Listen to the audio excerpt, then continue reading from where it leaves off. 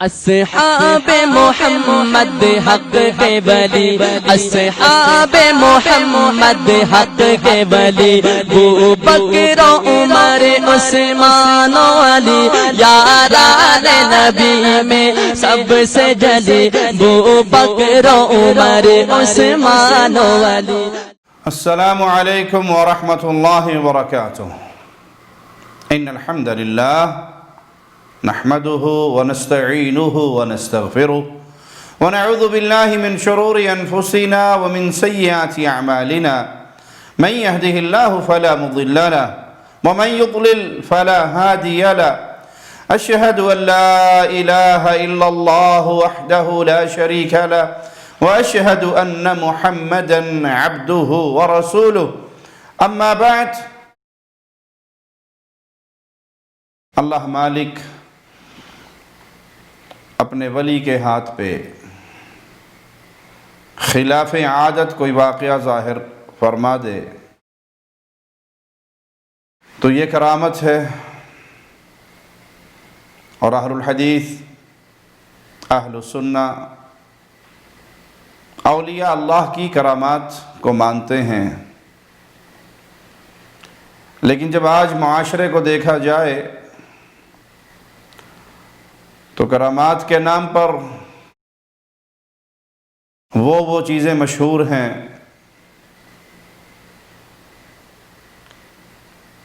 کہ اہل ایمان اس کا تصور بھی نہیں کر سکتے۔ جھوٹے من گھڑت قصے، کہانیاں اپنے پیروں، فقیروں، بابوں کے نام سے چندہ کھانے کے لیے، ان کی دکانداری بڑھانے کے لیے عوام الناس نے، علماء سو نے مشہور کر رکھی ہیں۔ یہ بات میں اکثر کہتا ہوں اور آج پھر دہراتا ہوں کہ جب ہم اولیاء اللہ کے نام پہ مشہور غلط باتوں کا رد کرتے ہیں تو اکثر لوگ بے علمی میں یہ بات کہتے ہیں کہ آپ اولیاء کی گستاخی کر رہے ہیں، حالانکہ معاملہ یہ نہیں ہے۔ پیارے بھائی، جب ہم ان باتوں کا رد کرتے ہیں تو اس سے مراد اولیاء کا رد کرنا نہیں یا اولیاء کی توہین کرنا مقصود نہیں، کیونکہ اولیاء کا اس میں کوئی قصور نہیں۔ سارا گناہ تو ان کا ہے جو باہر بیٹھ کر گدی نشینی کے نام پر اس دکانداری کو چلا رہے ہیں۔ تو مقصود اس غلط بات کا رد کرنا ہوتا ہے، نہ کہ ولی کی توہین، کیونکہ ولی کا اس میں کوئی تعلق نہیں ہے، ولی نے اس کی تعلیم نہیں دی ہے۔ پیر عبد القادر جیلانی رحمہ اللہ سے کوئی بات ایسی ثابت نہیں، ان کی کتابوں سے، ان کے عقائد ایسے ثابت نہیں جس میں یہ ہو کہ پیر صاحب نے اپنی زندگی میں 12 سال تک ڈوبی ہوئی کشتی کو پار لگا دیا ہو۔ ایک مولوی صاحب کہتے کہ خان صاحب نے کہیں مسجد بنائی، وہ کسی اور کی جگہ پر بنائی تھی، محلے والے اس سے ناراض ہو گئے، اس نے کہا بھائی یہ ہماری جگہ خالی کرو۔ اب یہ قصہ سنانے والے بھی خان صاحب ہیں، جس کا سنا رہے ہیں وہ بھی خان صاحب تھے، تو خان صاحب مسجد اٹھا کر، وہ بابا جی مسجد اٹھا کر چل پڑے اور اپنے علاقے میں گئے اور مسجد کو زمین پہ رکھا۔ بس وہ ٹیڑھی رکھی گئی تو تھوڑی سی ٹیڑھی ہو گئی، وگرنہ بابے نے پوری مسجد اٹھائی اور لے گیا۔ رانا بابا سوات میں ایک بزرگ گزرے ہیں، اس نے دلی میں مسجد بنائی تھی، اب بعد میں خیال ہوا کہ مجھے تو اپنے گھر جانا ہے سوات، تو پوری مسجد اٹھا کر کے روانہ ہو گئے۔ راستے میں کسی نے کہا دیوانہ بابا، مسجد تو خدا کا گھر ہے، رہنے تو لوگ نماز پڑھیں گے، وہی رکھ دیا اور ٹیڑھا رکھا ہے، جہاں سے اٹھایا وہ جگہ بھی معلوم ہے اور جہاں رکھ دیا وہ جگہ بھی معلوم ہے، مسجد موجود ہے۔ بھائی یہ سیمنٹ کی بوری نہیں تھی جو بابا اٹھا کے لے گیا، کوئی یہ 20 بلاک نہیں تھے جو بابا جی نے اپنی کمر پہ خان جی نے اٹھا لی اور لے گئے، یہ پوری بنی بنائی مسجد، اور بابا جی لے کے چل پڑے اور سامنے بیٹھے ہوئے، سبحان اللہ، ماشاء اللہ۔ اللہ اپنے ولی کے ہاتھ پہ خلاف عادت کوئی چیز ظاہر کرے، یہ کرامت ہے۔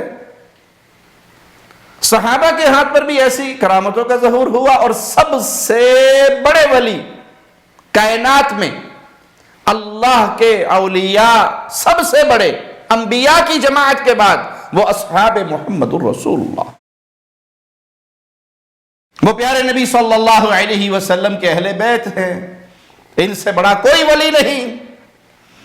اب صحابہ کے اندر، اہل بیت میں آپ کو کہیں بھی کوئی قصہ نہیں ملے گا کہ ایک صحابی نے مسجد اٹھائی اور مسجد اٹھا کے چل پڑے، یہ 12 سال کی ڈوبی ہوئی کشتیوں کو پار لگا دیا۔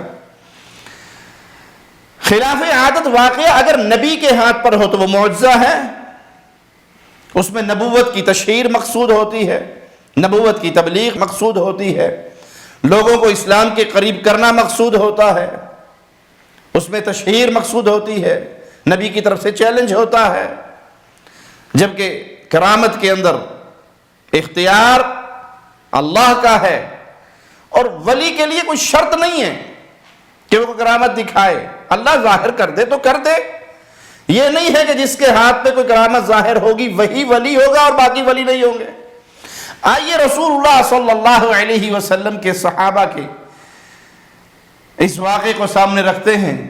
صحیح بخاری 3805 نمبر روایت ہے، سیدنا انس بیان کرتے ہیں، ان رجلین خرج من عند النبی صلی اللہ علیہ وسلم فی لیلۃ ظلمۃ وَإِذَا نُورٌ بَيْنَ أَيْدِيهِمَا حَتَّى تَفَرَّقَ فَتَفَرَّقَ النُّورُ مَعَهُمَا۔ نبی کریم صلی اللہ علیہ وسلم کی مجلس میں دو شخص ہیں، مجلس برخاست ہوتی ہے، یہ دونوں بھی اٹھ کر اپنی منزل کو چل پڑتے ہیں۔ اب اندھیری رات ہے، ان دونوں کے سامنے نور ظاہر ہوا، روشنی ظاہر ہوئی، اس روشنی کے اندر یہ صحابہ اپنا سفر جاری رکھتے ہیں۔ ایک مقام پر آ کر دونوں کی منزلوں کا راستہ الگ الگ ہوا، دونوں الگ ہو گئے تو دونوں کے سامنے نور ظاہر ہو گیا۔ یہ پیارے نبی صلی اللہ علیہ وسلم کے صحابہ کی کرامات ہے۔ اندھیری رات ہے اور نور کا سامنے ظاہر ہو جانا، پھر ان کے راستوں کا الگ ہونا اور نور کا بھی دو حصوں میں تقسیم ہو کر دونوں کے سامنے ظاہر ہو جانا، یہ پیارے نبی صلی اللہ علیہ وسلم کے صحابہ کی کرامت ہے۔ اہل ایمان اس کو تسلیم کرتے ہیں، مانتے ہیں۔